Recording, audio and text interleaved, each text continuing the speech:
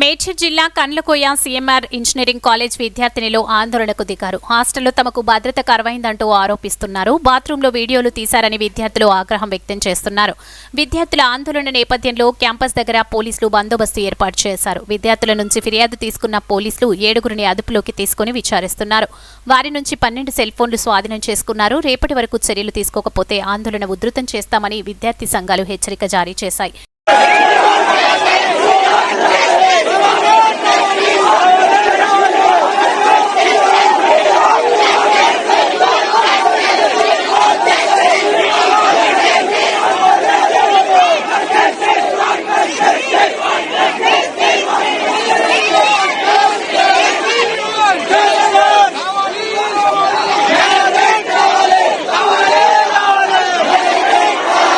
31న celebrations లో భాగంగా హాస్టల్లో డీజే ఏర్పాటు చేశారు. ఈవెంట్ తర్వాత అమ్మాయిలంతా హాస్టల్ కు వెళ్లిన టైంలో బాత్రూంలో కెమెరాను గమనించి కంప్లైంట్ చేశారు. హాస్టల్ బాత్రూం వెంటిలేటర్ పై చేతి గుర్తులు ఉన్నట్టు గుర్తించారు. బయట నుంచి కెమెరా పెట్టినట్టుగా అద్దంపై గుర్తులుండగా రాత్రి 1 గంటకు కెమెరాను ఓ విద్యార్థిని గుర్తించింది. 2-3 చోట్ల కెమెరాలు పెట్టినట్టుగా విద్యార్థినిలు అనుమానాలు వ్యక్తం చేస్తున్నారు.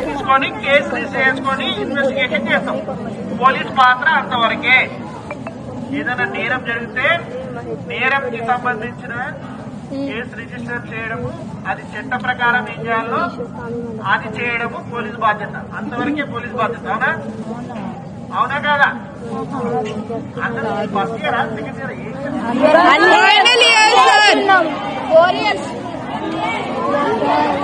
ఓకే ఓకే అందరు అయితే అందరున్నారా?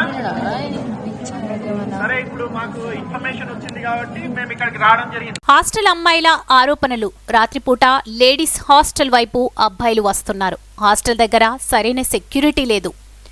లేడీస్ హాస్టల్ కి వర్కర్స్ ఉండే ప్లేస్ కి మధ్య అడ్డు గోడ లేదు. కంప్లైంట్ చేస్తే బాధితులనే తప్పుపడుతున్నారు.